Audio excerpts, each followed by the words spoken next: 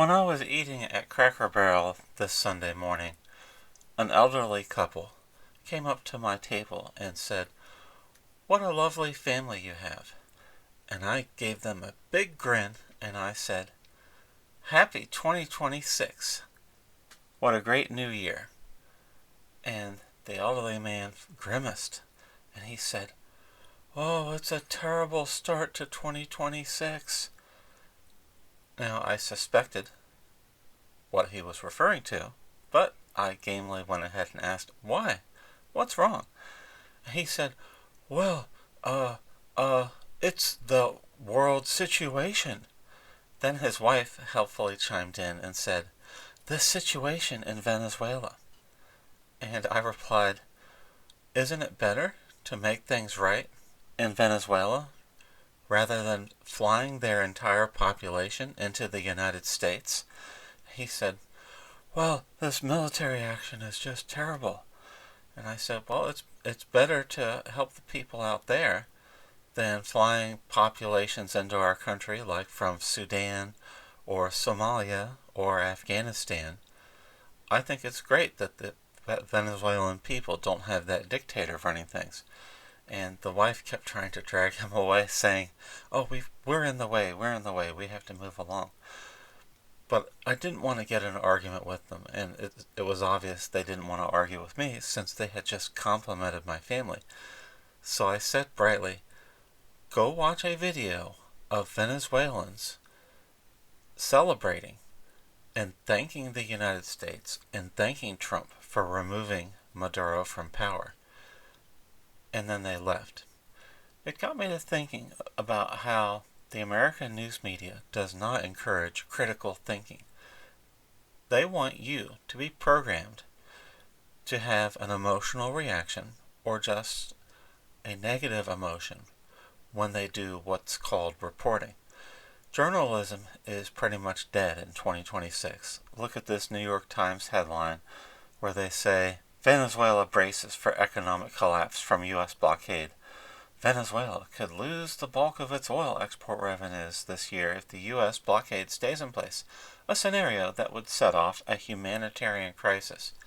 Now, to the New York Times, the last 20 years, starting in 2005 with Hugo Chavez, nationalizing all industries and simply stealing everything they could that wasn't nailed down. This policy was continued by Nicolas Maduro. To the New York Times, this artificial crisis caused by communist thieves was not a humanitarian crisis. What the news media wants you to do is to not employ critical thinking when you see a news story. They want to lead you to a specific emotional conclusion that to either hate Donald Trump or to hate Donald Trump's voters. And I want to show you an example here on critical thinking. Let's type a search for Biden administration $25 million bounty, Maduro. Here it is with the New York Times. Biden raises bounty for Nicolas Maduro to $25 million. The news media is not going to tell you, and you have to research things for yourself and know what you're looking for, is that less than 1 year ago, on January 10th, 2025, with 11 days still remaining in the Biden administration, President Biden, or one of his aides using the auto pen, signed the increase of the existing bounty to bring Nicolas Maduro, the president of Venezuela, to justice for $25 million. In 2020, it was $10 million. But this was a bipartisan consensus to arrest this man. And yet when I talked to that elderly couple, they were filled with dread and terror because the news media that they were watching, maybe the BBC or NPR or CNN, was telling them what a lawless dictator our President of the United States was. Critical thinking requires you to ask questions and to investigate independently every premise that you are presented. Ronald Reagan used to call this trust but verify. The principle that you could trust the news media to report the news, but if they said something that sounds partisan, You need to investigate that yourself, and if you don't, that's intellectual laziness.